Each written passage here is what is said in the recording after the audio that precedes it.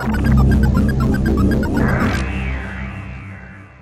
you're obviously a massive presence on Twitter. Where do you think social networking is going to go in the next few years? I'm no kind of prophet, but that doesn't make me feel bad because nobody is any kind of prophet in this world. And to predict where Twitter will go, an enriched Twitter seems on the face of it to fly against what the nature of Twitter is. And so Twitter becoming top-heavy and Facebook-ish and loaded with plugins and so on seems a shame to those of us who enjoy the fact that it's a stream on the one hand with direct messaging as a possibility, and a stream that allows this endlessly analyzable and inspectable data that we can look at, these trends and shapes. You can do world maps, you can see how the world is talking. There's so much on that, just on the basis of text, text-based exchanges. But whether Twitter itself should become bristling with, as I say, with these plugins, I think, to me, I would find that a shame. I like the idea that it's a core service with this amazing API that is so usable and it's so open to anybody to write to. And given its popularity, touch wood, surprisingly robust. I mean, of course, there's been plenty of Twitter fail. There have been cases of worms and Trojan horses and malware of one kind and another, which have been a nuisance. But given the size of it, it's actually amazing how quickly Biz and his friends managed to sort it out.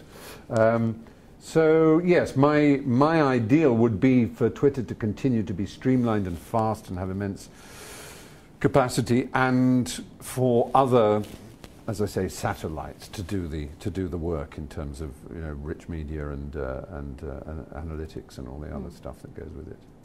Let's hope it goes that way.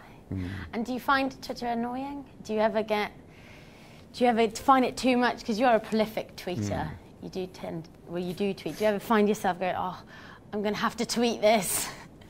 Yeah, there are things about oneself and Twitter that are annoying. I mean, if stop before you tweet is, of course, the wisest thing. I have tweeted things and immediately wish to untweet them. You can delete it, but by that time, because of the number of followers, if only 2% have seen it, that's still thousands of people. Stephen Fry back to you. And they've RT'd it, and it's in the air, and it's too late.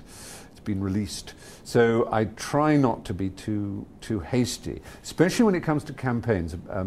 When it comes to people asking me to pass on information about some injustice or something, if I don't know what's going on, I can make an ass of myself, because I will say, oh, look at this unjust case or something, and then others will say, well, no, you've got this wrong, Stephen. Actually, this was sorted out 2 days ago, or in fact, you're being taken for a ride because ... is much more complex than you think, and that's it's easy for one just to feel sympathy for what looks like an easy case to pass on, and then suddenly have your name associated with a cause that maybe you shouldn't. The major problem, however, you can break sites, and it's quite amusing to some people, but actually, if people want visitors to their site, and they beg me to tweet the URL of their site, I have to say to them, look, I'm really sorry, these are the data, and give them to the hosts of your server hosts, and make sure that you can deal with these hundreds and hundreds, thousands a second of people trying to access your site. And if you can't, your site will break, and then no one will visit it. So rather than having your dream of hundreds of thousands, which you think would help your cause or whatever it is, you will have 0 people, and they'll be annoyed. So do be careful. And I feel awful, like a bull in a china shop, if I cause the destruction of a beloved site. So I have to be terribly, terribly careful about that. And then the other thing, just to finish the thought, to pinch the loaf, is obviously people have records and books and things like that, and they think I'm basically a free billboard on the Hammersmith flyover, which is a sort of, I have a duty to give my advertising space to them, and that if I don't, it's like, I thought you were supposed to be nice. Bloody hell! Why can't I mean, it's really decent what this thing I'm doing. I've designed this new pair of shoes, and all I'm asking is that does that cost you anything?